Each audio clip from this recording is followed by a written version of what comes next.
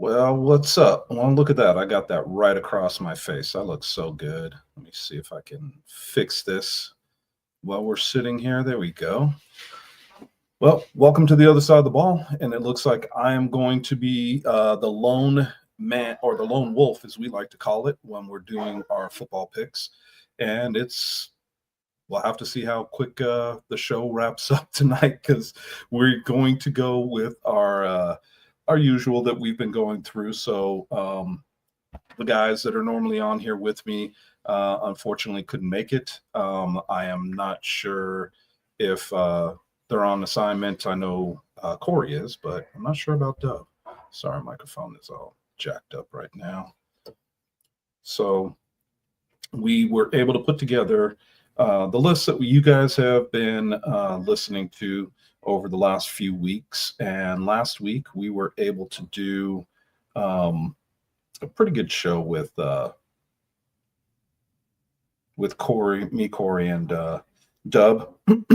What we were doing on that one was the top 7 quarterbacks in the league. So we went through that, and I'm just going to do kind of a reminder. I'm hoping that we'll have some of the guys join me on here as we're going through this. So, sorry, just trying to pull up some of the stuff that we talked about last week. So, just to review the top 7 quarterbacks that we had from last week. Number 7 was Mr. Hammond. Number 6 was Keno Thomas. One of the better quarterbacks, man. I like this kid. I think he's going to be something to see here shortly. Service was number 5. See, Mr. Stone King, Canyon Stone King was number 4. David Tender was number 3. Number 2 was Scoot, Scott Hamilton. And number 1 was Mr. Codrington. Sterry Codrington was number 1. And deservedly so. He played lights out last year. And when I say that, earlier this year, but you guys know what I mean when I say that for last year, as far as last year's season. So he is the number 1. And as we go through this, again, it's all our opinions, and we're not saying that we're 100% correct. All we're saying is these are the guys that stand out to us and the ones that make the most sense in what we are putting together. So I would say that, as we go through, I think this is the last part of the 7 that we will do. And tonight we are going to be talking about returners. And there's some really good returners out there. Guys that have really stood out over the seasons. There's guys that have stood out in games. There's guys that have stood out and had some really big returns. One of the honorable mentions that I will give is Mr. Zach. He plays for Sick With It. Normally a defensive end that had a big return in a game, and it was something special to watch for sure. And if he would have leaned a little bit more, he probably would have gotten the touchdown, but was stopped at the 1-yard line. And I say that because you don't see big guys doing that very often, especially from a defensive end position. So he's one of the guys that I will give a little bit of love to.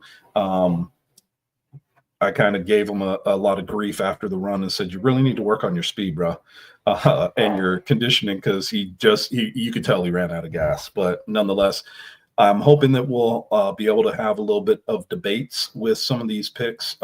We are going to post these picks, and other guys will have a little bit of say in them. We want to have those debates because I think the debates are something that kind of brings us to what we try to do on the other side of the ball, and that is to give a lot of love to the guys in the league doing their thing. So I am, if you haven't been able to tell, I'm kind of trying to get some time chewed up right now because I do have one of the guys will be joining me here shortly. So once we get him on, we will be able to go through some of these picks. Last year we had a couple of guys that made it up in the top 50 that we did 49, so 7 per, and then added one other player. So it was a top 50. But it's interesting because I'm looking at some of the ones that we have chosen today. Um, and realistically, they can be put in many different orders. And obviously, we're going to be giving you the 7 through 1. Um, but there's some guys that made it last season. I want to talk a little bit about them because they may or may not be on this list this season. One of them being Ashanti Worthy, one of the better receivers that we have in the league. One of the guys that really showed up and showed out pretty much over the last few years for BIC. One of the better returners, had really put his team in a lot of win-win positions on the returns. One of the guys that I really like as a wide receiver, but I also like as a returner. He is one of those players that realistically you have to take account for every time he's on the field. And as a returner, I would try to throw the ball away from him as much as possible because he has a knack for big returns with plenty of yards. So just one of the guys that, we will talk about, that we talked about last year. Another big name that we talked about last year that is always kind of in the conversations is one Savion Cunningham. This young man is exactly that, very young man, but one heck of a player. And he is one of those other guys that just, for whatever reason, jumps off the screen when you're watching him play. But he's also one of those guys that, when he was playing and running with some of the guys, the teams that he's run with, he is somebody that you don't want to throw off to on the norm because he's also has a knack for taking it back to the house. And he was on our top 7 for returners last year as well. And these are, two of the guys that I say that still jump out at you when you see them playing. And one of the biggest things too about Savion is, there was times that OTT needed a big play. He was their go-to, and he was also one of the few that put points up on the board against some of the top tier teams on the returns. So another gentleman that, you have to kind of watch out for. Another guy that if he has an opportunity can take it to the house at any point in time. So whether it's a throw off or whether it's a surrender, he's always got a chance to take it to the house. One of the other ones that stands out from last season that may or may not be on the list this season is one Danye Lyons. He is another one that is electric to watch, a very good returner. As we saw in the championship game, they were trying everything they could to make sure that he didn't have a chance at returning any of the 3-on-1s, and for good reason. I mean, he was able to take it with 14 seconds left in last year's championship in 2024 to win that championship over BIC in Orchard Park. So it's a interesting piece again. Shortened field, yes, we know. I'm not making any excuses, but the great thing was they were able to nullify his returns because of being able to throw it out the back of the end zone. So it would have been fun to watch what could have transpired with that championship with Danye returning any of those 3-on-1s rather than them sailing out of bounds. And got to give credit where credit's due. You also have a young quarterback in Bagway that was able to throw those out of the back of the end zone with no issues. And it really helped BIC get to that championship. And it tells you how much of a team effort a lot of these things are. But, I don't want to kind of take things too lightly when we're talking about returners, because it is something that I think is a it's one of those situations where you can have an individual player really shine in times when maybe they're not having a great game, but on a return, man, I've seen plenty of these guys just explode and really have some big returns that mean big plays for their teams. And I can't, it is always kind of put together as one of the most electrifying plays in our league. And I would agree with that. you've got guys out there that really make a difference on their squads with that play. And these guys are guys that are just doing it and doing it very well. And so when we start talking about the top 7 returners in the league, there's a lot of guys on here that have done a very, very good job with the returns. And it's always interesting to watch these guys. And some of the stuff from back east, the Midwest, even out here in Vegas, watching these guys return in some of these games have been difference makers. Even when you're talking about some of the other teams that are not our top tier, where you guys are watching the Insomniacs and Sick With It. We've had some big returns from the Stealth, OTT. You've had some big returns back east, Animals, and some of the other teams that are from back east that really have showed up and shown out too. So, you can't take any of them lightly, but it's a very interesting piece to talk about these guys because we look at them as athletes first, and we did our top 7 athletes, and some of those guys were, some of the returners were on that list, but they were on there because they're not just a returner. They're also some of the guys that show up in that league, in the league, and really put things together. So, trying to think of how we can get the list started that is going to make the most sense. Because again, if I start reading them off, it's somebody else's. Hey, here's my list. We talked about it, but I wanted to get somebody else's eyes on it as well. Give me a little bit of a breakdown themselves. That's why I'm kind of still talking about it and waiting, because Double A, Mr. One Dub, is going to be joining us here shortly, and I'm just waiting for him to jump on so that way we can have the discussion and make this make a little bit more sense than me just saying, okay, talking about each individual from my standpoint. It's always good to get somebody else's standpoint on their feelings on it. So, Mr. Alvarez, I hope that you're listening, and I hope that you will be on shortly, so that way we can discuss some of these players.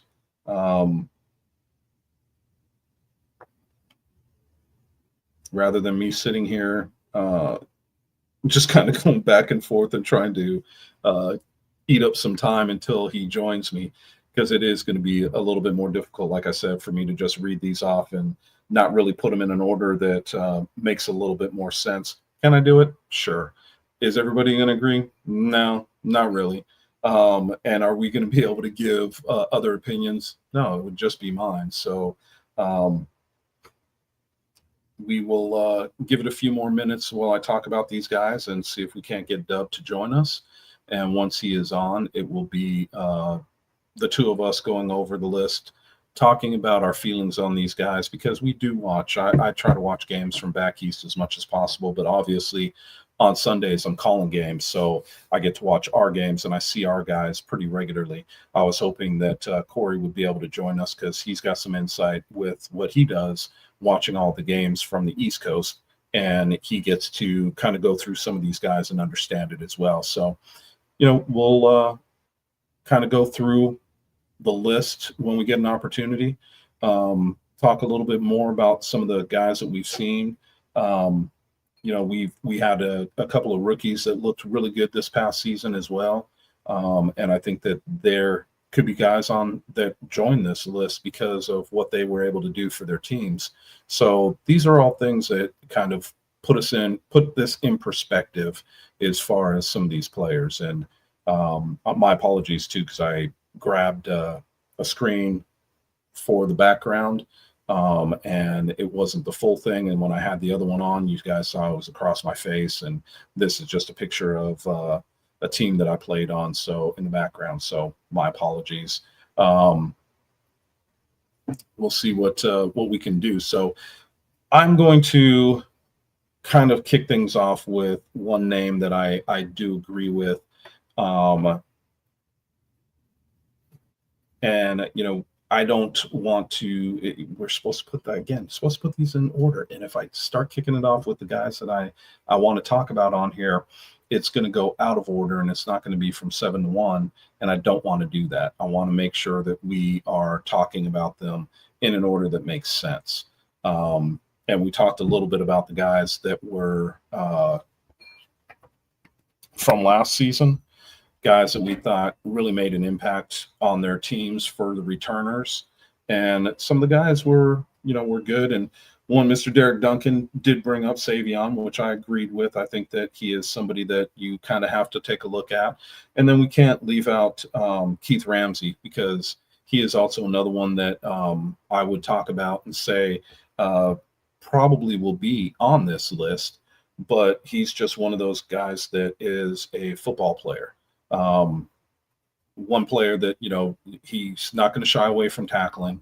He's not going to shy away from contact.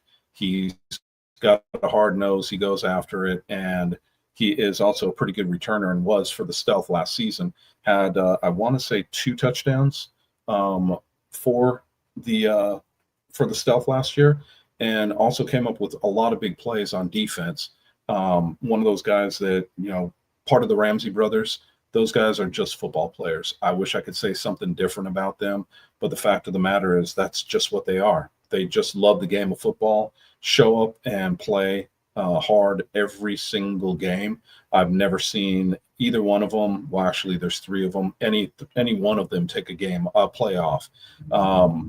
And they're, they got heart and they've got a little fire to them. So it's something else that you kind of watch when you're watching their games and understand what they're able to do and what they mean to their team.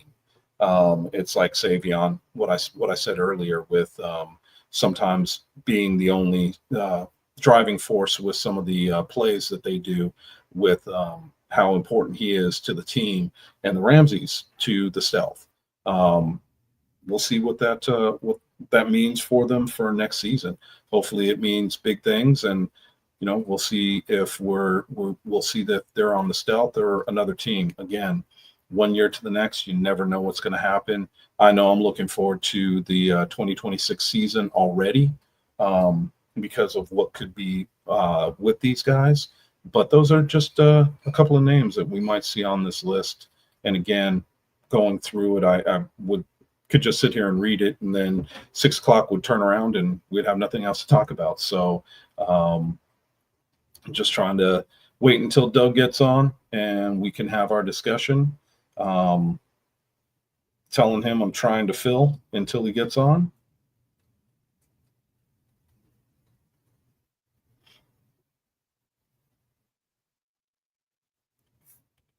So just text that to him, and hopefully we can get him in here quickly so we can get moving. But I know with only 7 guys to talk about, again, Corey knows the guys on the East Coast really well. I'd like to thank you, Mr. Hammond, for sending over some of your thoughts on who would be returners and who can be in our top 7.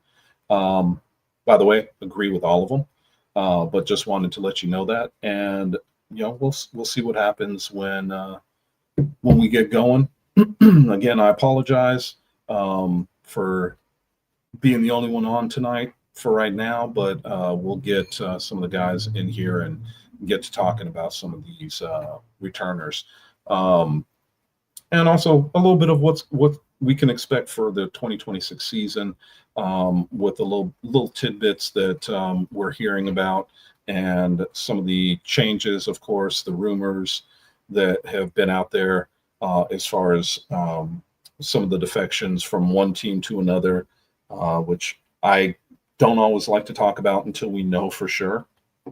And the only time we're going to know that is when the rosters come out, because everything before that, we've heard plenty of rumors in the past where guys were supposedly going and playing for another team. They wound up right back on the same team that they were playing with the year before. So like to get into them a little bit, but not too much, just because you never know what's going to happen.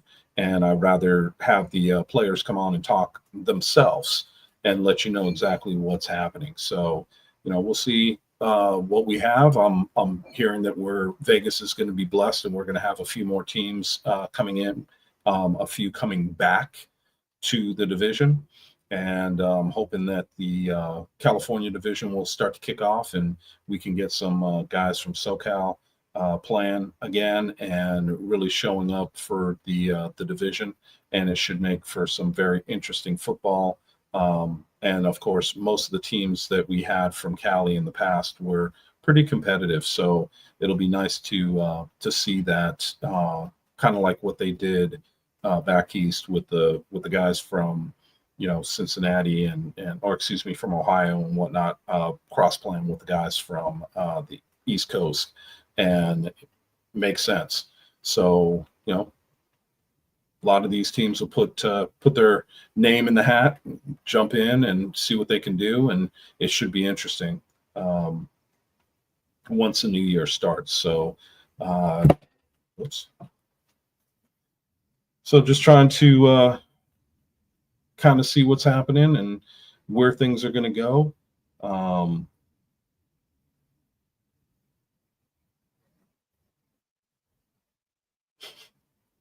Sorry, just texting Dub so that way he knows what's happening. But he said give me a few, and hopefully he'll be jumping in here shortly, and we'll get going on the top seven returners. Um, One of the guys that I definitely can say without a shadow of a doubt that would be in my top seven, um, without any hesitation, would be a Keith Ramsey. Um, and I would put him at number seven. Again, it's one of those debates. He is, as I said, he's one of the few players that I enjoy watching from a defensive standpoint because he is such a hard nosed player. And seeing him and his, I don't know if it's his little brother in statute, it is his little brother. He's had a couple of returns too that have been taken back to the house, but Keith is one of those players that he's just kind of electric when you watch him play. And it's not just from the standpoint of his return game, it's also from the standpoint of what he's able to do as far as uh, what he brings to the team, because he's always going to be there and he's always going to be doing something that you don't think that is necessarily in his wheelhouse. The return game. I would have never thought that he would be the returner that he was, and he's had some pretty big returns where it's an eye opener, and you realize what he is able to do. Now, is he the type of returner that you would see that's running that 4-3? No, but he is one of those receiver, or excuse me, one of those returners that you don't see exactly get caught from behind either. So it is a lot of fun to watch him play. It is a lot of fun to watch him on his returns, and he is just, um, I guess, the easiest piece for me, or the easiest way for me to say it, is he's just one of those guys that you can count on when needed. And you can't say that about a lot of players in our league, because a lot of guys only play one way. With Keith, he's going to be there for you wherever he is needed. So it's a very um, uh, interesting piece to use him on the returns. And if it's not him, his little brother steps in and does it very well. So very good to see the Ramses, and I am looking forward to what they are going to bring to our group, excuse me, our division next season. Um, of course, if they're not playing, I'd be very disappointed, but something tells me they're going to be there. So we'll see what's happening. Um, let's see. Dub is telling me to give him a few more minutes. All right, sir, I will give you a few more minutes, but running up against it and running out of things to talk about other than going into the deep into the top seven. So hopefully you will be joining me here shortly. Um,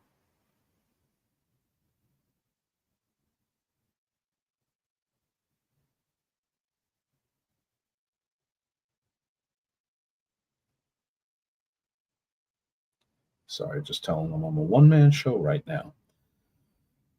So we'll see when Dub is able to join us and we can really get going on this. But as of right now, I'm going to put Keith Ramsey at number 7 on our top 7 list for returners.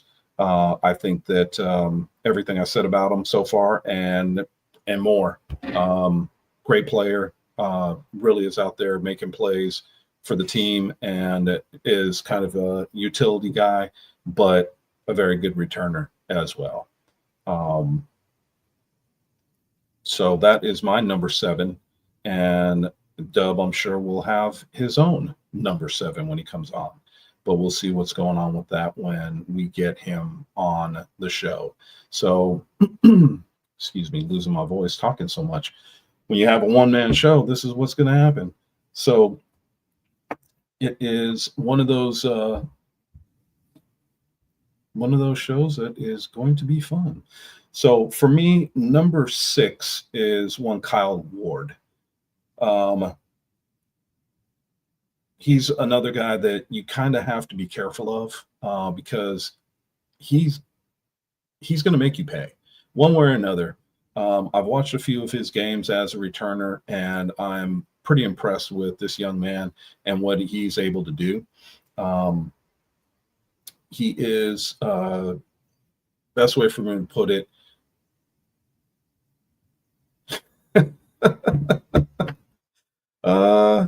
I would love to find him for being late. I think that's a great idea, except how am I going to find him? That's the only problem.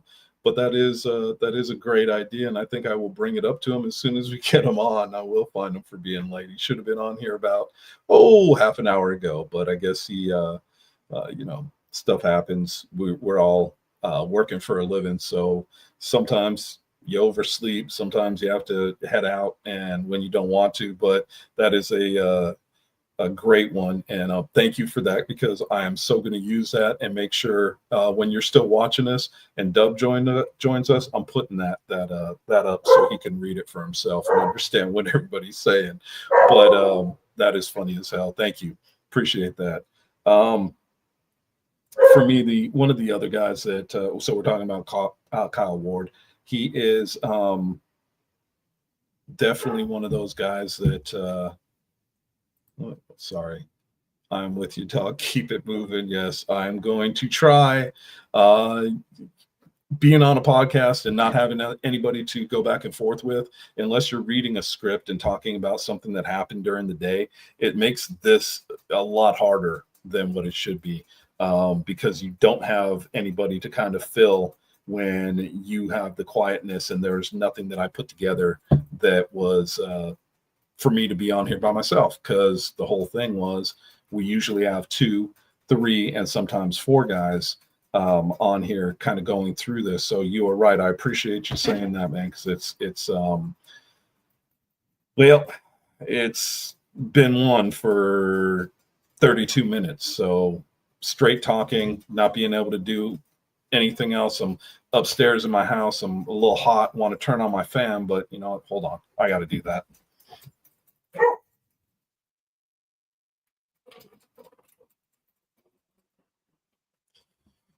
Yeah, October in Vegas, still in the friggin' 90s. Anyway, so Kyle Ward.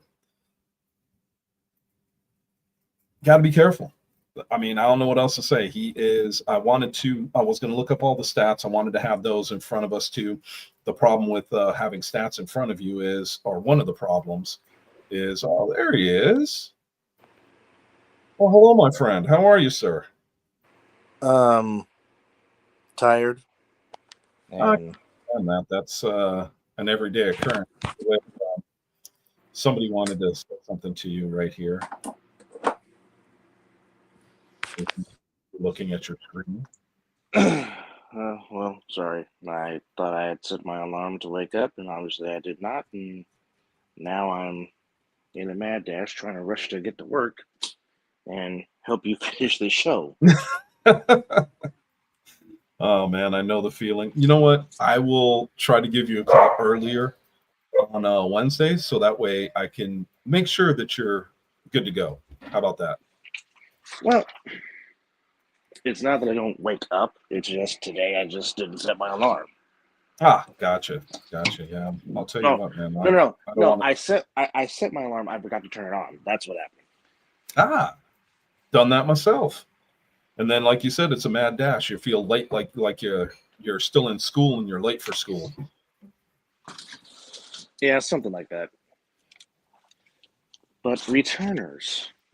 Yes. So I started with one Keith Ramsey Uh-huh. at number 7. Uh-huh. I have since gone to one Kyle Ward at number 6. Well, Kyle Ward's pretty good. He is. Definitely was a big player in reviving the Renegades and having the Yes, sir. Renegades be a big time player this past season. I mean, I don't want to be the one that says this, but I'm probably going to be the one that says this. But it just seems like this past season, the I don't want to say that the round one took a step back, but a lot of teams defended the 3-on-1 very well. And that's not to say that we still didn't get our fair share of returns, but it's just the 3-on-1 hasn't been impactful as we've seen in seasons past.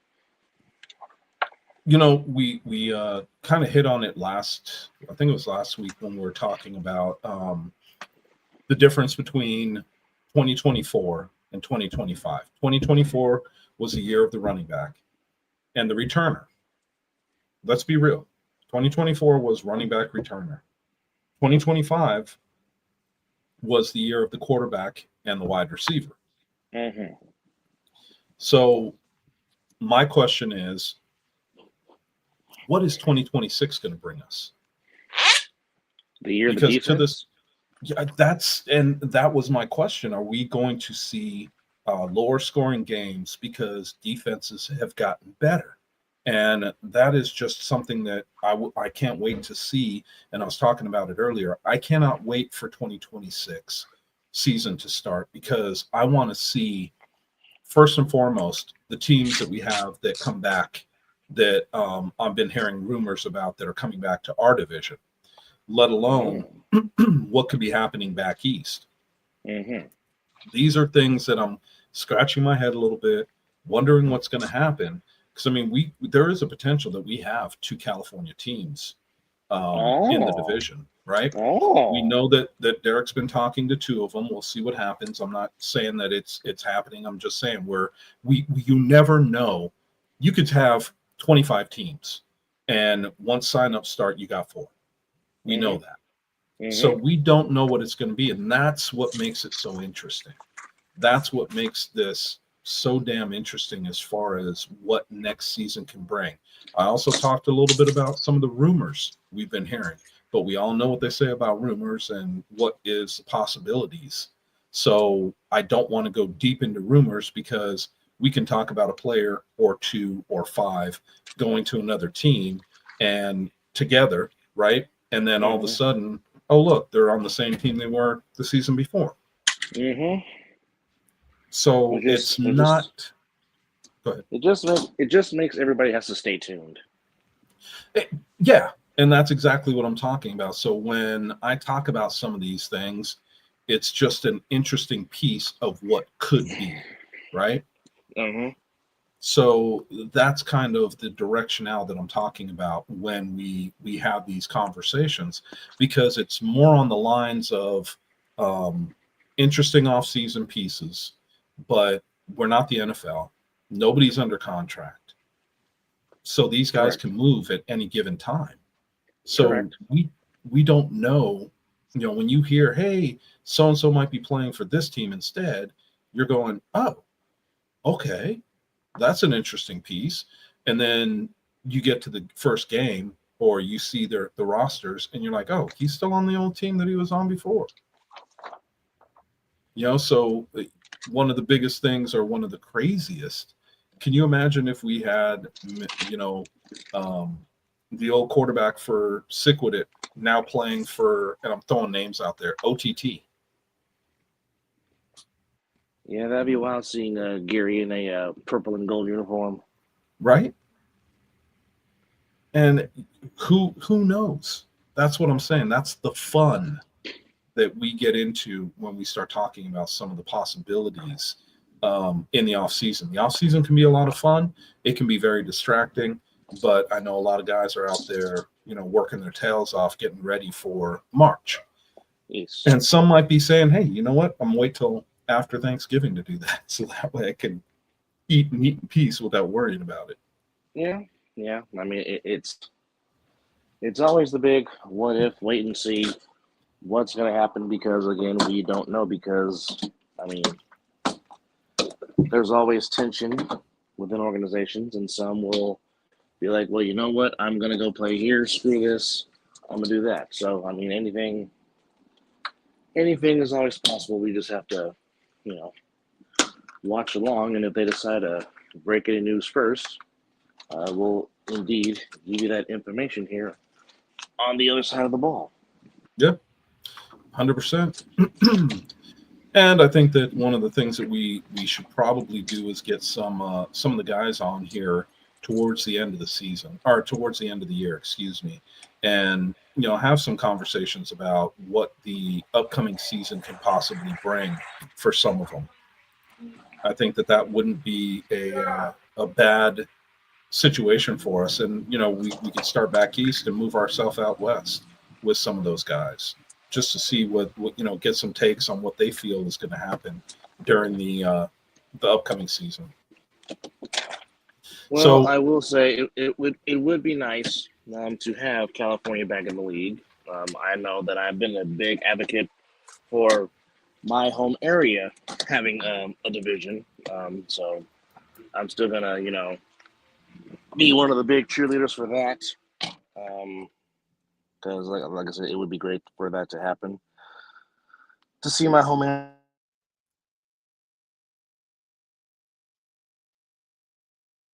Dub, lost you. Still have you up and still show you on, but lost your volume. So if you can hear me, you might want to see if you can sign out, sign back in real quick. But yeah, for those that don't know, Dub's from up in the Bay Area, and I agree with him. I think that having a team up there in the Bay Area, obviously there's somebody that's got to take up the mantle and say that they want to have that division up there.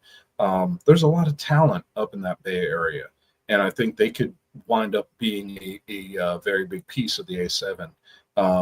We've talked about the Bay Area. I've talked about different parts of Texas with a lot of talent there as well. And we, of course, Southern California has a ton of talent. I think it's just a matter of getting these guys put back together. And I think that once we're able to do that with a little bit of, I don't want to say moving around, because really they don't need to, but just having these teams put together and moving in the right direction with the right leadership, I think that these things can happen pretty quickly, and we can see some really good talent coming out of California and really putting up some good games, especially with us here in town, and also with us traveling down to SoCal to go against them. So it's always an interesting thing when you get to talking about teams from other areas coming into your area to play and ball out. So it is a piece that I'm waiting for, and we'll see what happens. Obviously, we don't know. We can talk about it, but we don't know until, as I said, the beginning of the season. So I was hoping that he would give us a little bit of feedback on my thought for. Oh, there he is. Dub, you back? There you are. I end. Chris is still buffering. I refreshed and came back out. Am I buffering? We were talking about returners as I hopped in on piggyback, as I was trying to wake up because I forgot to set my alarm. But we were talking about returners, and then we were talking about how the art of the return seemed like it was lost in 2025. Will it pick back up in 2026? That remains to be seen. But we were talking about how teams had defended the 3-on-1 return very, very well. You still had your good fair share of returns, good returns, but not many going to the end zone for touchdowns. I know here in Nevada, And we lost Dub. I don't know what's going on. I think it might be on his end. I'm at home on my Wi-Fi. I think he's on his phone. So hopefully we'll get him back in. I know he was talking about me buffering, and I think that was on his end, not mine. Anyway, I understand what he was saying, and I agree with him. I think that when we start talking about some of these possibilities, it's going to pretty much come, we'll see if it comes to fruition, and when it does, if it does, obviously it could be a lot of fun. I'm giving him a minute or two to see if he can jump back in. Just, when you're on your phone, unfortunately, depending on where you are in town, you have great service, and other times you have bad service. Hence the reason Dub is not on here with us. But what I will say is that, as I was saying, I should say, was that his hometown or his backyard, which was the Bay Area, would be a excellent spot for another division. We'll see what happens. But moving on to the two guys that we've already hit on for our top 7 returners. So number 7 was Mr. Keith Ramsey. Number 6 was one Mr. Kyle Ward. Now, I could easily say Savion Cunningham could have slid into that role. There could be, and again, giving you my opinion, and I'm hoping Dub will give me his, and we can discuss a little bit on where we think these guys are going to land. And of course, we're doing this a little bit differently for this one because obviously we want to talk about the different roles that these guys have as far as the return game is concerned. So, Dub, are you back with us? I got your picture up, buddy. Are you back with us? Can you hear me? Dub, I can hear you. Hello. I just absolutely love technology when it works. When it doesn't, this is the type of things that we have happen from time to time. So it kind of sucks. I don't know. Dub, were you saying something?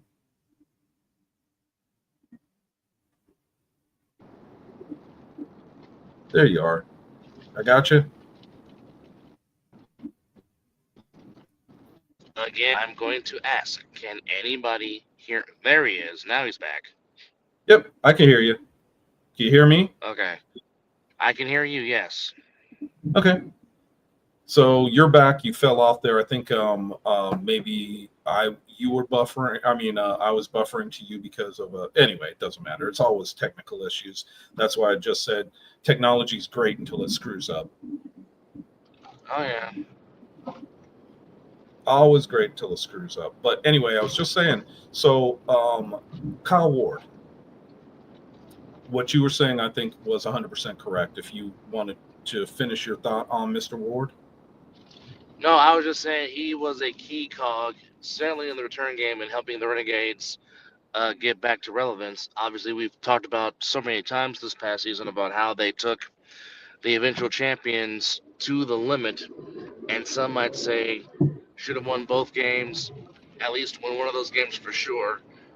But hopefully, could they trend upward like the Animals did this past season? Try to jump into that elite.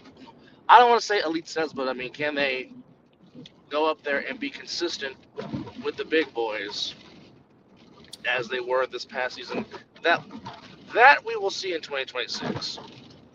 We will, and I will say this to you. I think that they were further up on that list than a lot of people gave them credit, especially with what they were able to do against BIC, not once but twice. And I agree with you. I think that those are two games that had a drop pass for, and correct me if I'm wrong, for the extra point. It was the game-winning 2-point conversion. If they would have converted, they would have won the game by 1. Instead, They lost by 1 in overtime. Yes. It just craziness the way that these things can go. And when you think about that, that was against the eventual champs. And that's saying something. So I don't think the Renegades are that far off. And my curiosity question is, what besides Mr. Ward do they need to put them over the edge and really be a force? Maybe I might say a player, maybe a player or two here or there. Maybe somebody that can fully complement the run game and continue to just build on what you already have, which I'm pretty Yeah. sure they are. You know what? And I would love to get CP3 on and get his take on that. And I'm sure he would have a great one. So we're gonna have to talk to him in the future about that too. What could be. So if we have Mr. Ward at number 6, who would you put at number 5? Oh boy. At number 5. Yes. Just because he always brings excitement, whether he's on defense, but when he likes to return, he likes to run through somebody. But I'll put our boy Zelly at number 5, just because there's never a dull moment when he's back there returning a 3-on-1. Who is that? Yeah, he's definitely one of those guys that's Zelly. Oh, yeah. Another one that doesn't shy away from contact. No. And always likes to say, I'm going to run over somebody. Yeah. You know what? And the thing about it is when we're talking about these guys, and I've already said it, it's our thoughts. It's open for debate. If you guys want to chime in, we have no problem with that. We're just telling you the guys that we're thinking about. And by the way, I'm doing well. I don't want to speak for my companion Dub, but I think he's doing well also. Excuse me. So I don't think that's a bad choice. Doing as well as I can, Mel. Yeah, I think we all are, aren't we? The one that I was going to say that 5, I would have said, I think Zelly's a really good choice. I think he was one of those guys that, because they had multiples with the Insomniacs that really showed up to play. But I do like the choice. He is one of those guys that are, Mel, good to hear, man. Good to hear. I miss you guys when we're not calling games. So thank you for chiming in, because I was wondering about you the other day. I should have just dropped everything and placed a call to you just to see how you're doing. But Zelly's one of those guys that is, you're right. He's going to, what do they talk about? Some of the bigger backs, they'll run around you, run through you, run over you, whatever it takes. And that's what I look at Zelly as being, one of those guys that is going to do that. And he doesn't necessarily care that he doesn't get the, doesn't escape the tackle, but he's going to make the tackler feel what they're doing and make sure that they understand he's coming back to do the exact same thing. Dub, what are your feelings? You'll get no argument from me on that. Oh, you'll get no argument from me on that. I totally agree. He's always looking. He's one of those selfless guys that whatever coach needs him to do to help win, he's willing to do it. Like I said, we go back to 2023, and after Pack Money takes that throw and return back, he literally jumps on the defense and basically makes the throw-in factor a non-factor for the BIC in 2023, and makes one of the biggest tackles of the game on the throw and return, which eventually helps set up the last time Sterry Codrington threw an interception, which is mind-boggling to fathom that, after that the man won the whole season not throwing an INT. But what incredible to me. But it was because of that quick strategy to insert Zelly on defense on the throw one, change the outcome and change the pace of that game. So again, 100%. It's just one of those selfless teammates, just doing what the coach needs you to do to help contribute in any way, shape, or form. Would agree. So that's number 5. Number 4 to me and this is again, we're giving you our thoughts. And Dub, I don't know if you'll disagree with this one. Number 4 to me is going to be one Mr. Richardson from Sick With It. We saw what he was able Mr. to Siobhan do. Do It All. What's that? I said Mr. Siobhan Do It All. Yes, sir. Yes, sir. And you're not lying with the do it all. I mean, he had some pretty good electrifying returns on the 3-on-1s. He had some great long catches for touchdowns and some really good run after catches.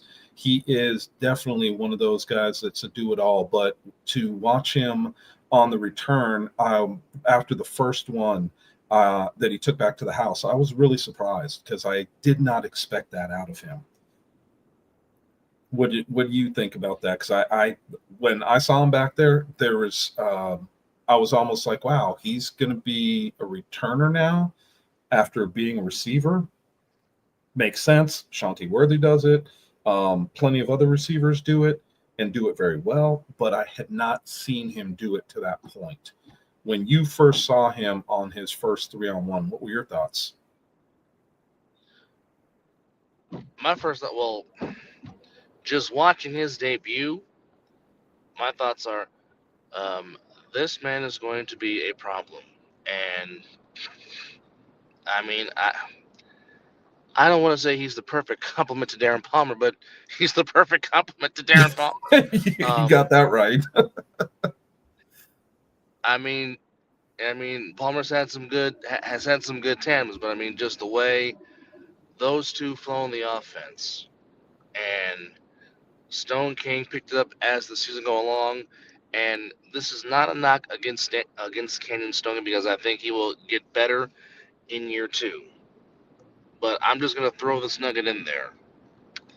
How more efficient will the offense would look if JG was the quarterback, throwing to DP and throwing to Vaughn? I mean, if you want to talk about video game numbers, that would be video game numbers. But I mean, Vaughn just, again, whatever Coach Gray asked him to do, he's willing to do it. Selfless. Definitely some of his returns help Sick, give him good field position. In addition to him, what he does being a pass catcher and being a blocker in the run game, same along with Darren Palmer. I mean, again, you will not go bad having a Siobhan Richardson on your team, which was evident to the latest gem that Coach Mark Gray found. And again, you and I on verbatim during last season's upcoming for 20, we kept saying, don't think Sig is going to fall off. If you have not been around Mark Gray, Mark's going to find people. He's been doing this for a long time. Don't think he's not going to come adding some more porridge to the cupboard, if you will. And the thing about And he it is, certainly did, he adding did. a Canyon Stone King and adding a Siobhan Richardson. And those were two very large pieces to a puzzle that everybody was questioning, if you remember. Everybody was like, well, and there are certain people that thought another team would jump up into that number 2 position. And there was even a bet about that. Now, I don't know if that bet has been paid off yet or not. So I don't know if you heard anything about that bet being paid off yet. Valid point. So I think that's a question mark that we might need to have answered. Well, we could get our answer next season in March when we throw it off again.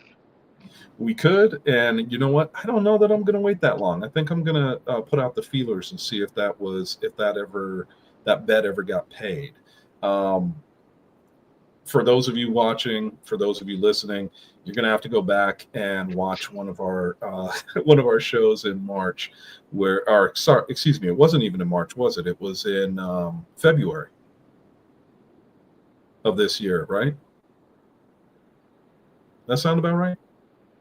It was definitely before the season started. Yeah, 100%. But I can't remember if it was a month before, because I remember it was a while. because nobody had seen rosters yet. Yes. So nobody knew what was going to Yes. happen yet. And it was one of those situations where it was kind of a blind bet by two players. And the bet was simple. And that was that a team, and I'm going to leave it the way it is on purpose, a team decided that they were going to jump up to the number 2 position, and that Sickwit was going to take a step backwards and be in the number 3. The bet was simple: food versus ring. Food won out, and I'm just curious if the bet has been paid. So we might have to have those two players back on here and find out if the bet was paid off. And I think I might have to do that for next Wednesday. That's actually not a bad thing to do for next week. It always seems like food always wins. You know, yeah.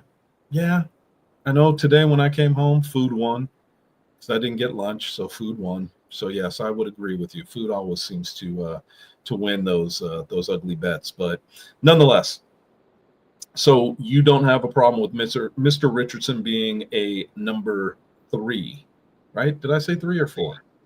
He was 4. Yeah, we're at 4. Yeah, he was 4. Oh, He and was 4. by the way, your beloved Blue Jays are 6 outs away from going to the ALCS. They're up 4-1 on the Yankees in the bottom of the 7th. Really? Man. Yes. So yeah, I was Game. Go ahead. Game is currently airing on Fox Sports 1. Just FYI. That's what I was trying to find when you sent me yesterday about the home run. I was trying to find where the heck are you finding it. So thank you very much. I actually put it on my phone, and I'm gonna kind of keep a close eye on it. Yes, I'm a Toronto Blue Jays fan. I was born in Toronto, so that is my home team. And of course, I'm gonna, like my buddy here, Dub, loves his home team is 49ers, and pretty much all your teams though are Bay Area teams, aren't they? Well, with the exception of college basketball, I am a diehard Runner Rebels fan. But that was way back during the Tarkanian years when they were on Big Monday on ESPN back in the day. But I mean mainly it's Niners, Giants, Warriors. Now, I do love the Golden Knights, but when they play the Sharks, I'm a Sharks fan first because that's home. Yeah, makes sense. So although I am just the opposite of you when it comes to hockey. I am a Knights fan first and a Maple Leafs fan second, mainly because they spent a lot of my life letting me down. So, you know the joke, and part of it is a joke, part of it's me being real. Yes. So when I die, just make sure, have the conversation with my wife, make sure that we get 6 pallbearers from the Maple Leafs to let me down one more time. That's all I ask. But what happens if the Leafs actually raise the cup before you go to the heavens? Well, that'll be once in so far 54 years. So considering it only took the Knights 4 or 5 years to get their first Stanley Cup. 6. 6, yeah. The owner said, "Give me 6 years. I promise you a Stanley Cup." And in the 6th year, he did it. So, yeah, I'm definitely more of a Knights fan than a Maple Leafs fan. And I've been a Blue Jays fan my whole life. I just kind of got turned off from baseball for a while when the Blue Jays were so horrible. And now that they look pretty decent again, I got to learn the team. What can I say? I'm a fair weather fan. Sorry. Well, I mean, but you saw them win 2 in your lifetime, and those teams were some very good teams in '92 and '93. Of course, people don't know that the crime dog Fred McGriff he made his name as a Blue Jay first before he did all his damage as an Atlanta Brave. But very true. That's here nor there. But number 3 on Number our 3. list. Do you have that name by any chance? Because I'm looking at it right here. I do not. So you can go ahead and give us Number the 3 intro. is Mr. Kwani, and for the life of me, I can't remember his last name right now. Ah, yes, Mr. Morgan from the Animals. Morgan, Yes, thank you. yes, Yes. yes. Yes, and we got to see him do his return stuff here. I've watched him on TV a few times, obviously watching the games, and I don't disagree with him being, in my eyes, at number 3. Well, I think the whole world got to witness Quinny Morgan and his impact in the return game a season ago in 2024 against the BIC, where he was practically him and Tinder practically was the whole damn offense in that particular game, where they put up 68, albeit in a loss. But Yes. I mean, Um, the BIC had no answer for Quinny Morgan. They just simply did not. And how many teams do you Which know was- of that can say we put up 68 and lost?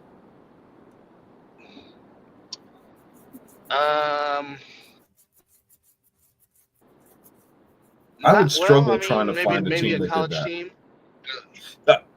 team. Granted, Well- I will give you that. Yes, maybe a college team, but that would be the only team I can think of. And I'm going to look that up. I'm going to see if there was a team, college or pro, or any. Well, it's probably in high school. But the more I think about it, I'm just saying somebody that plays at the level of an A7, I would think that there wasn't too many teams that could sit there and say, oh yeah, we put up 68 points and lost.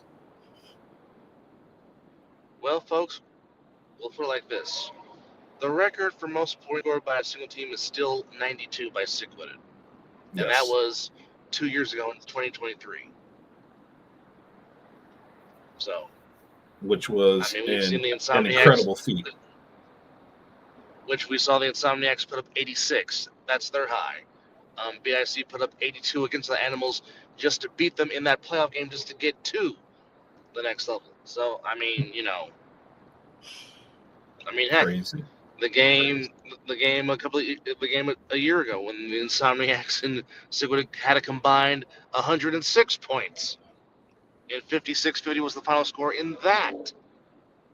So, the championship game a year ago in Bullhead, or 2 years ago in Bullhead, 50-46, 96 combined points in that game. We've seen definitely some offensive explosions in the A7. And the thing about it is, and I will bring this up because it stands out to me, and I think you were there when it happened, which was going back to the Bullhead when we had what was it, the Kryptonite versus, oh man, I can't remember, for the fall championship. And the reason why I bring that up is because, yes, the Pit Bosses, thank you. And that game was crazy because we had, what was it, 4 returns for touchdowns? And then 3 of those returns were back to back to back. And Matt Ryan lost his mind for the love of God. Yes. But I mean, that was one of those where when you have it back to back to back like that for that fall championship, yes, we're not talking about the regular season. I understand that, but it's still, because no time comes off the clock, you still sit there and you see a team make a 7-point reverse on what the score was, and that was how they wound up winning the game. So when you can have touchdowns in those situations with no time off the clock and you're behind, that's why this game is so interesting to me and is literally more fun to watch from time to time. Well, not from time to time, an awful lot more so than the NFL. Because now with the way the rules are, if you have 3 minutes to go and you're down by 21, game's over. Mm-hmm. But because there is no onside kicks and we know that they can run out the clock. In A7, you're down 21, That doesn't mean a damn Yeah. thing, especially if the other team just scored. And not to mention, in the fourth quarter, you have the get back rule. Yeah. Yeah, I mean, these are all things that are just. Which for those that don't know, the get back rule is, if you deny the team to get to their 20, you get the ball back. So that's basically our version of the onside kick without kicking, because as we know, we don't kick in the ACL. Correct. That is your And that is your give by definition of an onside kick if you throw it, because we don't have a landing zone like the NFL does, which again, I mean, we're just babying these offenses because now they get the ball at the 35-yard line. No, stop. Okay, I get it. They want more offense. I get it. I understand, but stop babying them. But that's a whole nother show for a whole nother discussion. right. But I could put up the passion, but I forgot. oh yeah, that's definitely a very passionate take, if you will. However, I digress. But yeah, I mean, it's just one of those things to where Quanny Morgan just definitely show off his versatile skills, if you will. But certainly his value in the return game is just as huge as his value on offense, and being one of the key targets for David Tinder and the Silk City Animals for certain. 100%. 100%. And it might even play a bigger role with Silk City this coming season. Agreed. If you can imagine that. So we'll see what happens. So Quanny Morgan, our number three returner. So we've got some, I wouldn't call them surprises, because I think that the last two on the list, in my mind, they are guys that I think until they leave the league, until they are no longer part of the A7, we're probably going to be talking about these two for a long time to come. And both of them. Go ahead. I was saying, realistically, they really could be 1 and 1A. Realistically, yes, I agree. I agree with you 100%. I mean, these guys are guys that are, lack of a better word, in my terms and in my estimation, these two gentlemen are, not to mention both of them are young, but both of them are a catalyst for their teams. These guys can do things that other players cannot do. I mean, I don't know how else to put it. Do you have another way of saying this? I mean, we always talk about the word valuable. These two gentlemen are valuable to their teams. So, since this is our show and we can basically do what we want, we're just gonna say screw number 2. It's 1 and 1A, because that's truthfully how I feel. And you can flip flop them. You can put them back and forth. You can do whatever you want with these two guys. The fact of the matter is, if you had both of these guys on your squad, that would be the cheat code, especially on the return game. Yes. So this would just be a heck of a cheat code if you had both these gentlemen on your team. The one that I will talk about, and I'll let you talk about the other one, even though I love both of these guys. The one that I'll talk about a little bit, because I want to give some love to Back East and to BIC. Number 1B, 1A, whatever you want to call them, would be Ashanti Worthy. And this is one of those guys that, if there was a way, right, and if you could throw this out of bounds when he's returning, you would be doing yourself a favor. We know that it's ball in hand. What I'm saying is, if it was like the NFL with a kickoff where, okay, I'm going to go ahead and give him the 45-yard line, that's a lot better than giving him what is probably coming if you throw the ball to this man, which is a touchdown. Ashanti Worthy, Hollywood, is one of those guys that is a Swiss Army knife when it comes to offense, and I love his game. Um, I love the way he plays it. I love his return game. He is one of those guys I used to tell, and Dub, you heard me say it to plenty of the returners: put your foot in the ground, don't dance around, and take it upfield. That is the epitome of what Ashanti Worthy does. I don't see him doing a whole lot of dancing. It's foot in the ground, and he is heading upfield, and he's doing it with a shitload of speed. So that's why his return game is interesting. And once he makes the first guy miss, it's curtains. Oh yeah, yeah. If the first guy didn't slow him down, you have not taken enough speed off of him to catch him. And all I could say after that is good luck. Well, not to mention his athleticism. I go back to June in the championship game to where it was a big third. It was a third and long, and Sterry throws it, and the hops of this man. Now, keep in mind, Ashanti's he's not a tall guy height wise per se. He's not.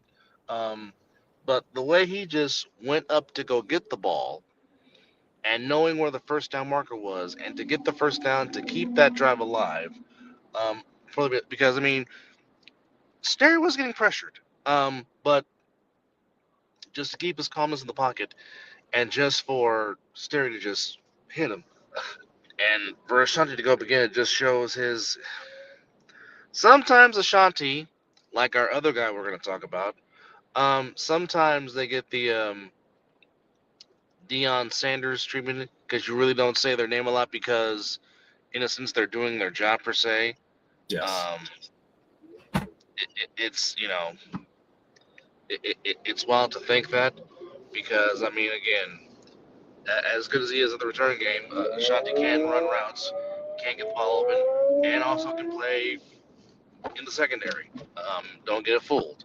But I mean, it's hard not to do a return list and not have Hollywood on this list because, again, as I have said many a times on this program, right now he is the GOAT when it comes to 3-on-1 return, and I wish somebody would try to argue that point. I couldn't. That's just it. I couldn't. I agree with you wholeheartedly. I think that if there's a time when you kind of look at two guys that are and think about this, the return games between both of these guys are so similar because they both do the same thing. Once you have one guy beat, forget it. You're done. If the first man to get to them doesn't slow them down enough, just go ahead and call it a touchdown because they're gone. And that's just just the honest way I look at it. And I think, Dub, you would agree with me on that that's just the way it is with these guys. So Mr. 1A or 1B, whatever you want to call him, is one Ashanti Worthy. Great returner, one of the best returners that we have in the league. Now, what I would say his running partner, would that be a good way to put it, Dub? Since we're calling him 1A and 1B? Dub. Hold on. Oh, okay, gotcha. I will stretch this for a second and say, to me, that is the way I will point them out because these two guys are just Ashanti is just one of the best returners. The one that I'm going to let Dub introduce is one of the best returners as well. They both mean a lot to their teams, and when you're talking about field position, both of them will either give you great field position or touchdowns on the 3-on-1s, and that's what makes them so good about what they do. And the thing about it is they're not just returners, and you have to kind of understand that. Ashanti Worthy is what I would consider one of the best wide receivers in our league. He is one of those guys that is you have to take account for at any given moment wherever he is. So, teams really do pay attention to where he's going and they do move him around. but I They're can guarantee athletes, you, man. They're very much athletes. so. Very much so. So I have not said who Shanti Worthy's running mate is, and I'm going to let you say the name. Well, let me just say this. He made his impact in Jackson, New Jersey, and basically was not given a chance to add to that in that same game. Of course, he's the man that walked it off in Asbury in 2024, walked it off in 2023 in Bullhead with interception. The one, the only, the very versatile Danye Lyons of Las Vegas Insomniacs, whose natural position is wide receiver, folks. That's his natural position. But he's made plays in the secondary. Like I said, he made the interception that won the championship. Thank you. In 2023, on the last heave of a prayer by Mark Bagway. And of course, our colleague, the Asgardian Scott McCorkle, basically said on this show that Danye was going to walk it off with a 3-1 return, and then Danye proceeds to make Scott McCorkle look like a genius. And I mean, there were still 17 seconds left on the clock, but regardless, the final score came at the feet of Danye Lyons. So, you know, Scott McCorkle could have Do cashed we out. still call them Danye, or can we say both of them are Himothy's? I mean, you're not gonna get an argument out of me for calling them each him. And I will still say this, and I will die on that hill. Even though, again, you can never go wrong giving the championship game Eric P to one Eric Schufert Jr., aka Munchie. But in 2024, I really thought Danye should have got the MVP because, again, and Ashanti and Danye have locked horn and horn the last two championship games, and what Danye did in 2024 was just amazing because very rarely do you not have Ashanti Worthy make an impact in a game, and it hardly happened. Again, like if you need a return, you cannot go wrong having any of these two gentlemen be your return guy because normally great results happen when you have these two returning kicks, or not kicks, having 3-1 returns. You cannot go wrong having either one of these gentlemen returning the 3-1 if you need a big return, or if you need a game winner, or if you need good field position to set you up on a game-winning drive to help your team win a game. You cannot go wrong with either gentleman. You really cannot. And to answer your question, Worthy has been doing it a little bit longer than Danye, but the thing about it is we also look at the impact that they have on their teams. And like my co-host Dub just said, Danye walked it off for the game winner in 2024. He was also the one that had the interception in 2023 to win the championship.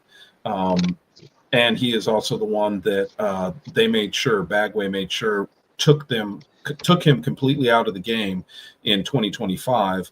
Granted, shortened field again. I'm not making excuses. I'm just pointing out the obvious, and was to make sure that they threw it out of the back of the end zone every time because they were so afraid of Danye's returns.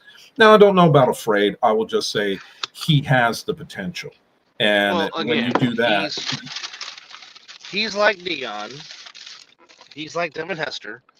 And yes. Tony Dungy learned the hard way in Super Bowl 41. Kicked it to him one time, took it back. I'm not kicking it to him no more. And that's exactly it. And I would agree with with this. They are both great, without a shadow of a doubt, and you can't go wrong with either one of them. And the thing about it is they can literally look at each other and say, we are both 1-1, and they would be 100% correct. So that is one thing that they have on each other right now. And to be honest with you, I think it is and Dub, your thoughts on this after I say it, but I think, again, it is one of those situations where both these teams want to go back to the championship in 2026 because they want to – no team likes ties. They want to break this tie. And it is 1-1 in championships. I will certainly not complain if we get a trilogy, because what makes boxing so great? Trilogies. So I wouldn't complain if we saw this for a third time. Well, he's complaining. I'm sorry, man. We didn't know that you were a Bears fan.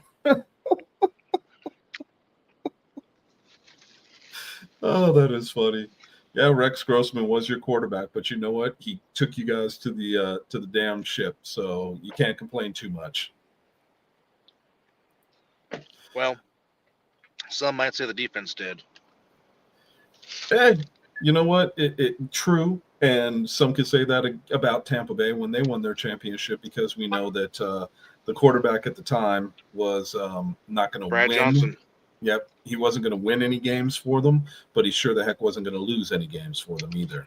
And that defense was one of the best defenses since we saw what the Ravens did. Sorry, Mizzle.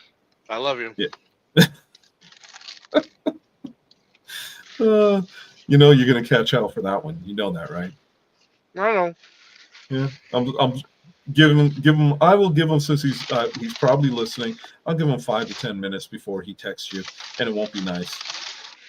I Well, my friend, it sounds like you are at work, so I will give a rundown real quick. We had Keith Ramsey at number 7. We had Kyle Ward at number 6. Number 5 was Dub. Who did you have for number 5? Because that was your pick. I had Zelly. Denzel That's Daniels. Right. Yep. And Mr. Richardson was at number 4. Mm-hmm. Then we had, excuse me, at number 3, Quanny Morgan. And we said, screw number 2. Yep. We had 2 number 1s. Yes. And the 2 number 1s in no order were Ashanti Worthy and 1 Mr. Danye Lyons. I don't think anybody could argue too much about those, the top 2 or top 1 and 1A. Both these guys are amazing. Both of them are mean a whole lot to their teams, and I can't wait to see what they bring to 2026. All I can say is, Mr. Lyons, stop bouncing off of plexiglass. You'll be okay. Yeah, that was not a good footage to look at. No, but it did make me chuckle. I guess he is right. There is one thing that could keep him down, and that's plexiglass. Anything. Mm-hmm. Anyway, final thoughts, my friend? Interesting to see if the 3-on-1 will make its return back to being the impact play it was. I mean, of course, we build it as the most exciting play in sports, and we will see if it gets back to that luster in 2026. I would agree with that sentiment. I think the only and when I say this, it's, again, I can't preface this enough. I am not trying to take away from it. What I'm trying to say is that was the one thing that I missed in the championship game was the 3-on-1. I think everybody would tell you the same thing. I think that was the one piece that kind of changed the dynamic of our game, not the championship game, of our game, was when you have somebody that can throw the ball out of the back of the end zone on a shortened field. It took away from the fun that we would normally see with the 3-on-1s. So, again, can't wait for that to change for next season. I would like to thank you guys for joining us for tonight. Dub, is there anything else that you have? Don't forget to catch me, Chris, and Mizzle on Talking Ish, to where we will go over Week 5 and the wackiness that was Week 5 and pick for Week 6. God. Week 5 was wacky as hell. To say the proverbial least, if you will. Right? I don't want to even know our records right now. That yet last week was bad. Well, again, it's pretty bad if both of my lone wolf picks won. Yes, and I know you were going out on a limb on both of them. Well, one of them. I think the other one. I think the one that you did get was your Niners beating the Rams. I mean, to me that was it was a lone wolf pick. I think that it was a little bit of a homer pick, and I don't blame you for it. I mean, that is your team, so they just happened to pull it out, and I thought they did it in a very apropos way. And the reason why I say that is because it was defense that won them that game.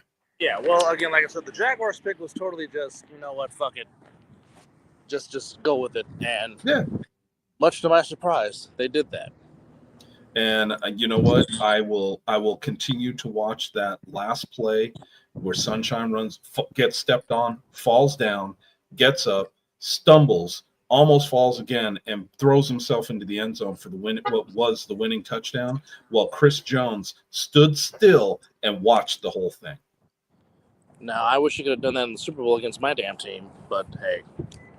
Nonetheless, folks, thank you for watching, and we'll see you on the other side of the ball next week for more Ace NFL discussion. Thank you, guys. We will see you.